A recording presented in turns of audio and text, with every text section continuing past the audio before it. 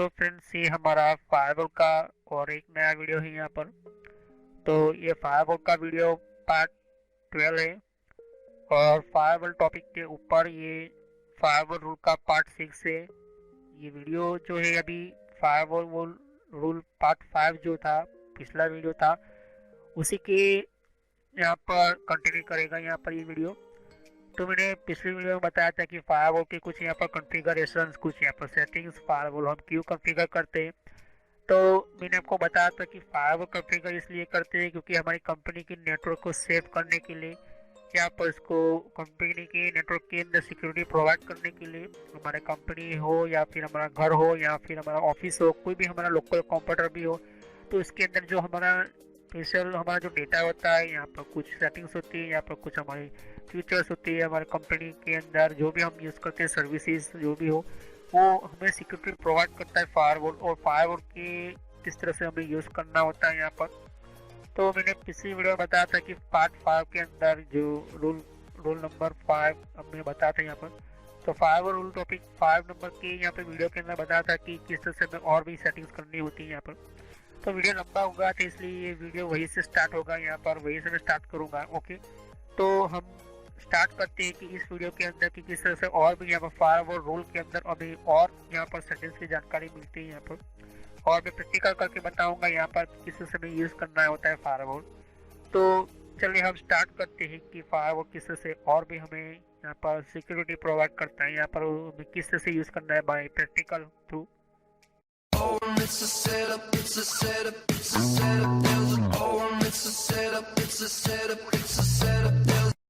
Authentication exemption क्या होता है कि आप ऑथेंटिकेशन नहीं कर पाओगे कनेक्शन जो स्पेसिफाई कंप्यूटर होगा।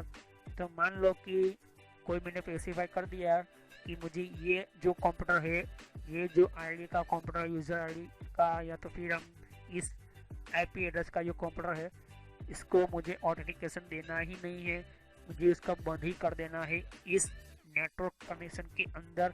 तो वो हमेशा बंद हो जाएगा जब तक कि वो यहाँ से स्टार्ट नहीं करेगा, तो फिर इस प्रोटोकॉल को, इस रूल को डिसेबल ना कर दे, या तो फिर इसको बंद ना कर दे, या तो फिर ऐसा अलाउ ना कर दे। तो मैंने आपको बताया था पिछली वीडियो के अंदर किस तरह से अलाउ करना है, ब्लॉक करना है। लेकिन यहाँ पर क्या होता है, यहाँ पर ये ऑथेंटिकेशन यहाँ पर लिखा है सर्वर टू सर्वर, मतलब एक सर्वर है और दूसरा सर्वर भी इसके साथ कनेक्ट है। तो authenticate connection between the specified computer, तो ये क्या करेगा, सर्वर टू सर्वर मतलब सीधा आपके सर्वर के साथ कनेक्ट तो है, लेकिन वो ऑथेंटिकेशन के साथ कनेक्ट है, डायरेक्टली वो कनेक्ट नहीं होने देगा। बेसिकली इसका काम यही होता है कि एक कनेक्शन जो होता है वो दूसरे कनेक्शन को क्या करता है, ढूंढता है, और वो कनेक्शन की जो यहाँ पर रिक्वेस्ट होती है सर्वर के साथ यहाँ पर भेजी जाती है। सर्वर का काम एक ही होता है कि जो कंप्यूटर, लोकल कंप्यूटर के साथ कनेक्ट है, या तो फिर कोई भी कंप्यूटर जो उसका क्लाइंट बना चुका है यहाँ पर, उस कंप्यूटर की रिक्वेस्ट के उसके रूल के अनुसार सर्वर एक्सेप्ट करेगा या नहीं करेगा, कैसे तय करता है, कैसे यहाँ पर वो स्टेप बाय स्टेप फॉलो करता है, वो यही होता है रूल्स, यहाँ पर सेटिंग्स और यहाँ पर बिहेवियर जो हम सेट करते हैं इंजीनियर, कंप्यूटर इंजीनियर वही करते हैं। क्योंकि यहाँ पर जो कोई भी सर्वर हो, सर्वर की सिक्योरिटी फर्स्ट होनी चाहिए, परफेक्ट होनी चाहिए। बाकी वो सर्वर क्रैश हो सकता है, सर्वर यहाँ पर हैक हो सकता है, पूरी की पूरी इंफॉर्मेशन जो कम से कम आपकी, जैसे भी यहाँ पर जैसे कि फेसबुक की बहुत सारी यहाँ पर डेटा लीक हो चुके थे। तो क्या हुआ था, फेसबुक ने फिर यहाँ पर जो भी आप देख सकते हो कि कुछ सेटिंग्स बढ़ाने की कोशिश की है यहाँ पर, तो वो भी मैंने वीडियो बनाकर रखी है आप फेसबुक के बारे में, और वो भी बना रहा हूँ फेसबुक के ऊपर, और वीडियो हर एक सेटिंग्स के ऊपर डिस्कस कर रहा हूँ यहाँ पर। तो वो भी वीडियो जाकर देख ले। मैं हमेशा आपको ये कहता हूँ कि कोई भी हमारा सर्वर जो होता है वो बेसिकली कोई भी ऐसा सर्वर जो आप यूज़ करती हो या ना करते हो, तो सर्वर जो हो वो आप यूज़ करते हो या फिर ना करते हो, मतलब नहीं आप सर्वर यूज़ नहीं करते हो, मतलब आपको कोई भी आपके पहले से सर्वर यूज़ कर चुके हो, लेकिन उसको डेडिकेटेड सर्वर बना दिया आपने, पहले से टिक कर दिया है, उसको अंदर चेंज नहीं करना चाहते, तो उसको सर्वर नहीं यूज़ करने को कहते हैं हम। लेकिन जब आप सर्वर यूज़ करते हो, बार बार उसको कॉन्फ़िगर करते रहते हो, लेकिन इसका क्या काम होता है कि ऑथेंटिकेशन कनेक्शन होना चाहिए जिसके अंदर आपका कंप्यूटर ही आप कनेक्शन करो उस सर्वर के अंदर। अगर 200-300 कंप्यूटर आपके कंप्यूटर के अंदर कनेक्ट है, फिर मैं ऐसा कहूँ कि 200-300 कंप्यूटर आपके नेटवर्क के अंदर कनेक्ट है और कोई भी आया, कोई भी इंजीनियर आया, सर्वर इंजीनियर, इसके कंप्यूटर से उन सर्वर के साथ लॉगिन होता है, दूसरे कंप्यूटर के साथ सर्वर के साथ लॉगिन होता है। तो ऐसे में क्या होता है, इंफॉर्मेशन की ऑथेंटिकेशन जो है वो फेल कर देगा सर्वर टू सर्वर। ओके, वो स्पेसिफाई करता है यहाँ पर कंप्यूटर को। तो किस तरह से होता है, सर्वर का मैक आईपी एड्रेस जो मैक आईडी होता है और आईपी एड्रेस जो होता है वो सिलेक्ट कर लेता है यहाँ पर सर्वर टू सर्वर। जैसे कि हम हमारे मोबाइल पर किसी का नंबर हम सेव कर लेते हैं, फिर सामने वाले उसी आदमी का जो हम मोबाइल से हमें कॉल करता है, हमें फ़ोन करता है, तो हमारा मोबाइल के अंदर उसका नाम आ जाता है और हमने जो साथ हमने फ़ोटो ऐड किया है तो फ़ोटो भी आ जाएगा। किस तरह से होता है यहाँ पर उसके थ्रू हमारे ऑपरेटिंग सिस्टम जो हमारा कोई भी हमारा ऑपरेटिंग सिस्टम यहाँ पर iOS हो या कोई भी हो, लेकिन यहाँ पर जो हमारा एंड्रॉयड का जो ओएस होता है वो समझता है कि इस कॉन्टेक्ट को यहाँ पर इस आदमी ने इसका नंबर आया तो उसके साथ मैच करके क्या आपको बताता है कि ये आदमी ने आपको कॉल किया है। तो यहाँ पर सर्वर का भी यही काम होता है कि जब तक वो ऑथेंटिकेशन स्पेसिफाई नहीं करेगा तब तक वो आपको एंटर नहीं होने देगा। तो ये बहुत ही अच्छी सर्विसेज है यहाँ पर, तो मैं कहूँगा कि इसको भी आप यूज़ कर सकते हो, लेकिन हम कस्टम ही यूज़ करने वाले हैं। ओके, फिर टनल क्या होती है, तो टनल मैंने को कहा था कि यहाँ पर ऑथेंटिकेशन होता है लेकिन दो कंप्यूटर के बीच टनल क्रिएट करता है। यहाँ पर वो एक कंप्यूटर के पीछे करता है, लेकिन वो दो कंप्यूटर के लिए कनेक्ट करेगा यहाँ पर। और ये दोनों कंप्यूटर के अंदर कनेक्शन किस तरह का होगा, यहाँ पर किस तरह से एक कंप्यूटर को दूसरे कंप्यूटर, दोनों कंप्यूटर क्या होता है यहाँ पर ऑथेंटिकेशन जो होता है कनेक्शन का, ये रूल क्रिएट करेगा। ओके, तो बेसिकली जो हमारे कंप्यूटर के अंदर जो हमारा ये कंप्यूटर जो होता है वो दो तरह की यहाँ पर नेटवर्क के अंदर सेटअप हो सकता है। यहाँ पर आप कह सकते हैं इस तरह है, लेकिन दे सकते हैं यहाँ पर। ओके, फिर आप ये देखिए कि यहाँ पर कंप्यूटर के अंदर जो दो कंपोनेंट होते हैं यहाँ पर, जो हमारा एक नेटवर्क के साथ कनेक्ट बहुत सारे कंप्यूटर होते हैं, लेकिन दो कंप्यूटर ऐसे कंप्यूटर जो आपको एक कंप्यूटर दूसरे कंप्यूटर और वही दो कंप्यूटर को किस तरह से आपको ऐड करना है वो डिपेंड है आपके ऊपर। लेकिन जैसे आप कस्टम पर क्लिक करोगे तो यहाँ पर अपने तरीके से आपको ऐड करना होगा, तो हम कस्टम ही करने वाले हैं। लेकिन iOS लेकर इन सब के बारे में हम समझेंगे, जैसे तो कि यहाँ पर बहुत सारे यहाँ पर लेकिन जैसे हम कस्टम यूज़ करेंगे तो इसके अंदर जितने भी सारे के सारे ऑप्शन जो होते हैं ये सारे ऑप्शंस आ जाएंगे, तो हम कस्टम क्रिएट करेंगे। तो बेसिकली कनेक्शन के लिए है, किस तरह से कनेक्शन की सिक्योरिटी क्रिएट करनी है, किस तरह से आपको यहाँ पर डोमेन जो होता है किस तरह रिस्ट्रिक्शन करना है, किस तरह से ऑथेंटिकेशन करना है, बहुत सारा यहाँ पर कुछ होता है यहाँ पर। तो अभी तो कोई भी मैं आपको कैंसिल करके बताता हूँ। अभी तो मेरा कोई भी यहाँ पर रूल क्रिएट नहीं किया है, तो राइट क्लिक करके भी आप न्यू रूल क्रिएट कर सकते हो और यहाँ पर न्यू रूल पर भी क्लिक करके कर सकते हो। ओके, तो मैं न्यू रूल क्रिएट करने जा रहा हूँ कनेक्शन के लिए, नेक्स्ट करूँगा यहाँ पर अभी कस्टम करके और नेक्स्ट करूँगा। अब यहाँ पर आएगा which computer are in end point 1 और यहाँ पर which computer are in end point 2, यहाँ पर दो एंड पॉइंट दिए। तो क्या है एंड पॉइंट, मैंने आपको कहा था कि हमारा जो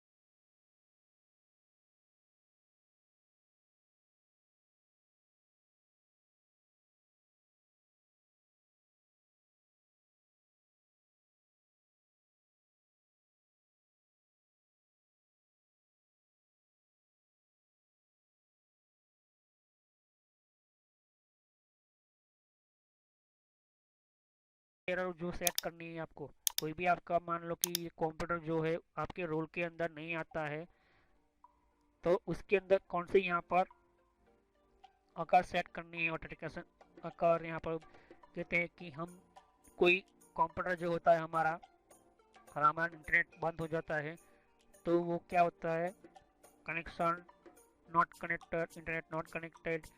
तो ये क्या होता है, एक तरह की अकर होती है। तो अकर का काम क्या होता है यहाँ पर कि मैं कोई भी यहाँ पर कंडीशन जो मैंने ऐड किया है, सेट किया है, रूल किया है, मैंने ऐड किया है, वो रूल के अनुसार मेरा काम नहीं होता है, तो कौन सा यहाँ पर काम करेगा, यहाँ पर किस तरह से आपको बताएगा, नोटिफाई करेगा।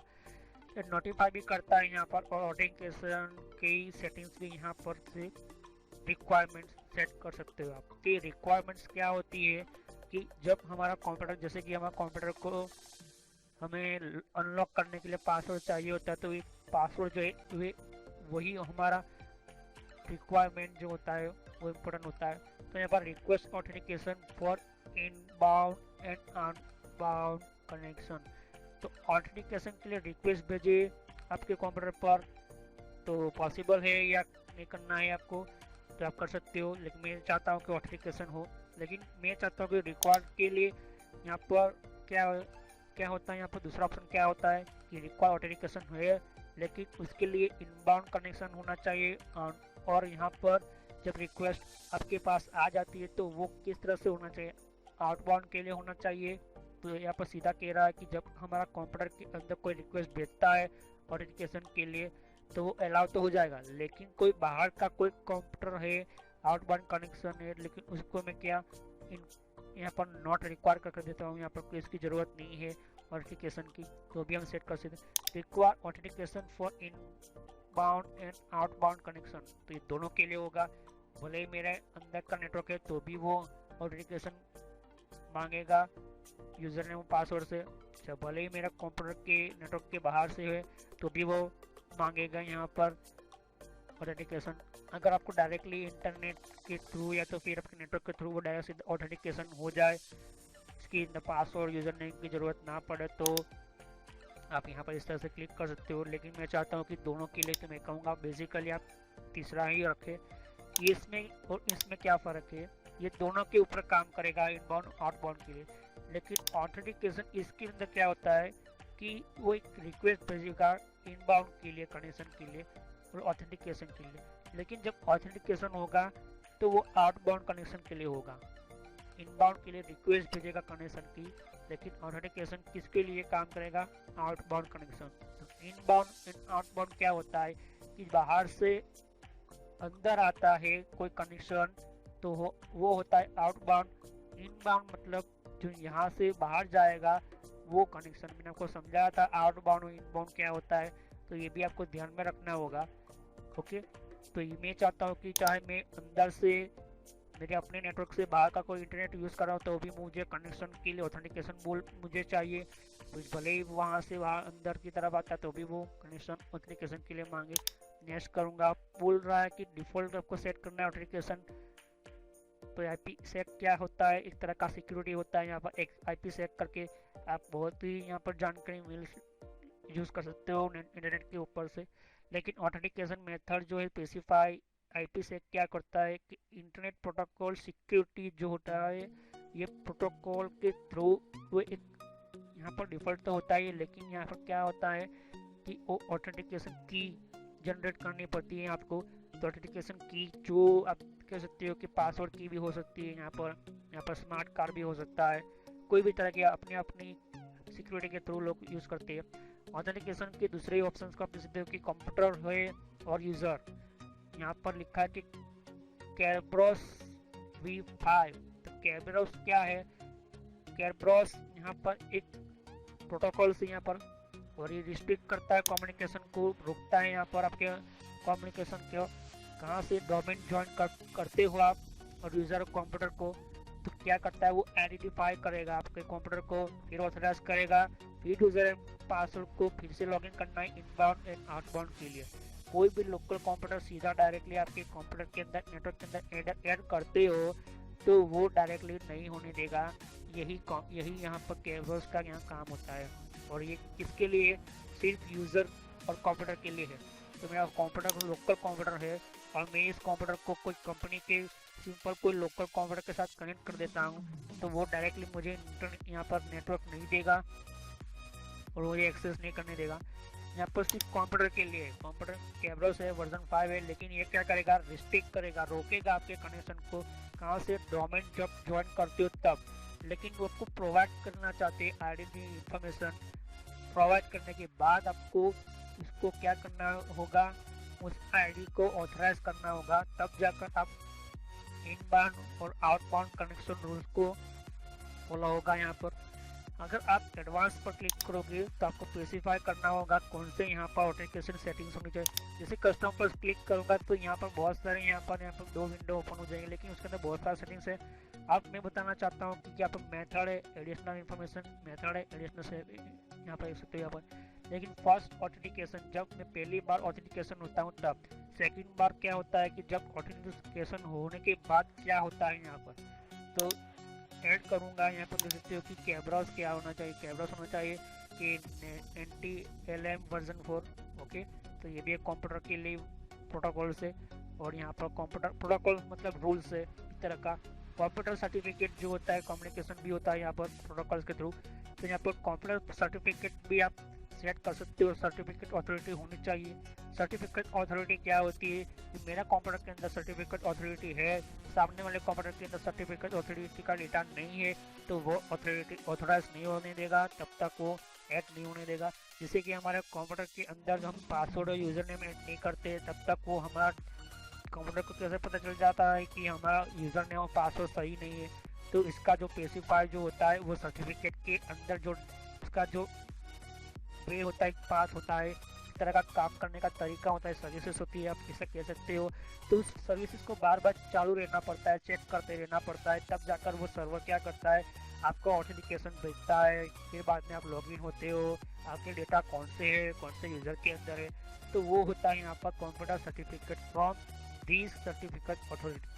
तो ये सर्टिफिकेट के थ्रू कंप्यूटर आपको ऐड करना है सर्टिफिकेट, तो वो सर्टिफिकेट आपको चाहिए होगा। साइनिंग और साइनिंग एल्गोरिथम है यहाँ पर। साइनिंग एल्गोरिथम क्या होता है कि जब हम कंप्यूटर को लॉगिन करेंगे तो कौन से प्रोग्राम के काम के थ्रू काम करेगा। तो यहाँ पर लिखा है RSA डिफॉल्ट या तो फिर ECDSA P256 के थ्रू, या तो फिर ECDSA P384। ये दो है, RSA डिफॉल्ट है, डिफॉल्ट एल्गोरिथम है यहाँ पर साइन इन करने का। तो एल्गोरिथम क्या होता है आपको पता ही होगा, एक तरह का कोड होता है जनरेट करने को। तो एल्गोरिथम का यही मेन काम होता है कि बहुत ही इंपॉर्टेंट टॉपिक है यहाँ पर एल्गोरिथम का काम। अगर आप कोई भी प्रोग्रामिंग लैंग्वेज सीखना चाहते हो तो प्रोग्रामिंग लैंग्वेज सीख सकते हो, लेकिन आपको एल्गोरिथम बहुत ही अच्छा है तो उस प्रोग्रामिंग लैंग्वेज को और अच्छी तरह से आप समझ पाओगे और आपको यहाँ पर सेट कर सकते हो यहाँ पर। तो यहाँ पर जब भी हमारा कोई भी यहाँ पर आप देख सकते हो कोई ECDSA और ये यहाँ पे ECDSA, ये दो जो है ये क्या करते हैं यहाँ पर प्रोटोकॉल से यहाँ पर। तो ये साइन इन एल्गोरिथम दोनों के अंदर काम करता है यहाँ पर। तो सर्टिफिकेट अथॉरिटी के अंदर कोड कौन सा लगेगा, कौन से कोड के थ्रू आप लॉगिन होगी, यहाँ पर ये तीन हुए। लेकिन RSA जो है वो डिफ़ॉल्ट होता है यहाँ पर। मैं कहूँगा कि जितना हो सके डिफ़ॉल्ट आप कम रखें अगर आपको आता है तो, लेकिन डिफ़ॉल्ट आपको समझ में नहीं आता है, ECD ने वो समझ नहीं आता, तो आपको क्या करना होगा, यहाँ पर आपको एक कोई भी सेलेक्ट करना होगा और आपको बुक में नोट डाउन करते रहना है, क्योंकि कोई भी सेटिंग्स करते हो उसकी इफेक्ट तो आपको पड़ेगी कंप्यूटर के ऊपर। तो यहाँ पर जैसे देखिए यहाँ पर साइन इन एल्गोरिथम तो हो गया, साइन इन जब आप करते हैं तब। लेकिन सर्टिफिकेट स्टोर टाइप कौन सा होना चाहिए, तो यहाँ पर मैं सर्टिफिकेट ऑथेंटिकेशन के बारे में बाद में बताऊंगा इसके फायरवॉल रूल पार्ट 6 के अंदर। और ये यहाँ पर मैंने बताया था कि बेसिकली जो भी हमारा जो सिस्टम जो होता है वो ऑथेंटिकेशन सिस्टम किस तरह से काम करता है फायरवॉल रूल के अंदर। तो हम नेक्स्ट वीडियो में कंटिन्यू करेंगे इसके पार्ट 13 के अंदर और वीडियो फायरवॉल रूल के अंदर जो पार्ट 6 के अंदर। तो नेक्स्ट वीडियो में हम मिलते हैं और मेरा हर वीडियो जो होता है वो कंटिन्यू पार्ट वाइज होता है, क्योंकि अगर मैं वीडियो बनाता हूँ कंटिन्यू तो बहुत ही 3-4 यहाँ पर घंटे लग जाएंगे यहाँ पर, और आपको एक तरह से आप पता भी नहीं चलेगा और आप बोर भी हो जाओगे। तो हर टॉपिक का यहाँ पर मैंने कुछ ना कुछ यहाँ पर मेरा जो होता है यहाँ पर बेसिकली एक ऐसा टारगेट होता है जो हर डिटेल में आपको समझाऊँ मैं ऑप्शंस के बारे में। तो हम नेक्स्ट वीडियो में मिलते हैं। Thanks for watching my video. तो फ्रेंड्स, ये मेरे social knowledge and entertainment channel है ये, और इस चैनल के अंदर आपको सब्सक्राइब कर क्लिक कीजिए, और यहाँ पर सब्सक्राइब कर क्लिक करने से आपका जीमेल आईडी के अंदर आपको एक नोटिफिकेशन मिलेगा जो भी मैं वीडियो अपलोड करता रहूँगा, और बेल आइकन पर क्लिक करने से आपको नोटिफिकेशन मिलेगा आपके अकाउंट के ऊपर। आपका जो यूट्यूब का जो सॉफ्टवेयर यूज़ कर रहे हो, जो भी आपका मोबाइल के अंदर आप यूट्यूब चला रहे हो या तो फिर आपको ब्राउज़र वाइज आप यूट्यूब चला रहे हो, तो भी आपको नोटिफिकेशन मिलेगी। मैं तरह तरह की वीडियो यहाँ पर अपलोड करता रहता हूँ, कि हर एक टाइम के अंदर आपको बताता रहेगा कि कौन कौन से आपको वीडियो की नोटिफिकेशन मिले। यहाँ पर प्लेलिस्ट है, तो प्लेलिस्ट पर क्लिक करोगे तो यहाँ पर मेरी सारी प्लेलिस्ट आपको मिलेगी। ये कंट्रोल पैनल की सीरीज़ की प्लेलिस्ट है, तो मैं कहूँगा कि ये सारी पार्ट वाइज है, तो पहले पार्ट वाइज ही ये वीडियो देखे तभी आपको पता चलेगा। और यहाँ पर दूसरी प्लेलिस्ट है यहाँ पर विंडोज़ की, तो विंडोज़ 10 के अंदर कौन कौन सी सेटिंग्स है, तो ये भी प्लेलिस्ट है। तो सब्सक्राइब पर क्लिक करने से और बेल आइकन पर क्लिक करने से आपको ज़्यादातर नोटिफिकेशन मिलेगी। तो thanks for watching my video.